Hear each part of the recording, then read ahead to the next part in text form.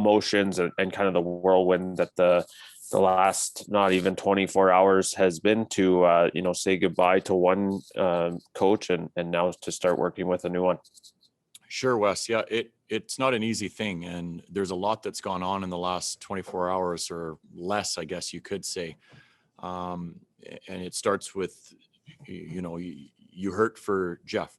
I think that's the first thing that I would say. He's such a good man that it's difficult to see this happen in these situations. And unfortunately, when your team isn't at the expectations or performing to the standard that you want, sometimes this stuff happens. Now, I think the challenge that we all had to kind of come to grips with today was we have to be able to understand kind of what went on and have some feelings and for Geoff and what happened. But we also have to look forward now. And I think that's the big thing for our group is that we have 2 important games here to play before Darryl comes in. I think the group is really looking forward to Darryl and what they're expecting that he's going to bring to the table. But we want to make sure we do things right for these next couple of games to make sure we put ourselves in a good position when Darryl does join us. Okay, we'll go to Ryan Pike next. Hey, Ryan. Hi, Ryan.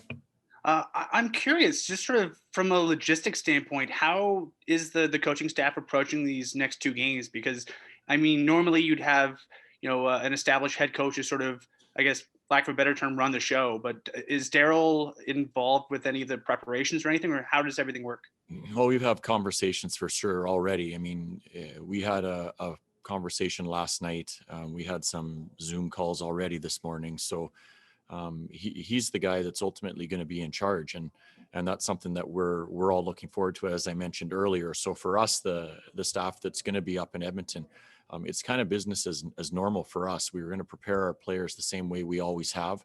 And that's from the pre-scout to the important factors that we want to take care of. And once we're on the bench, our expectation is we're going to get the job done and we're going to do a great job of putting our players in a position to succeed.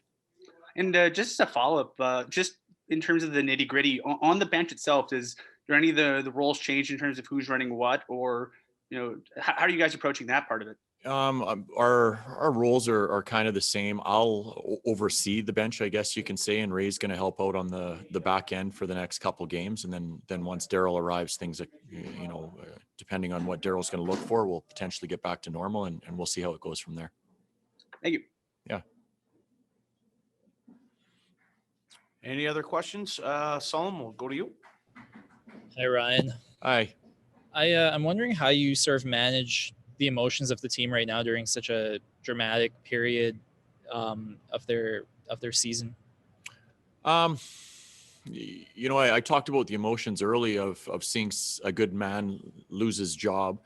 But I also think we have to try to get them looking to what's ahead now. And there's a lot of opportunity for our guys to understand that they're going to get pushed here over the next little while. And when you say they're going to get pushed, that's a great thing for our team.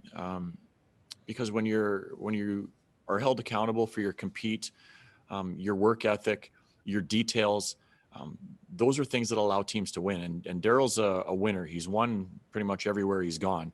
And he's going to bring that pedigree to our group here. So I think they understand what's coming. I think they're looking forward to the push. And as I mentioned, we're going into Edmonton tomorrow to make sure we have the effort that we need to set ourselves up right when Darryl gets here.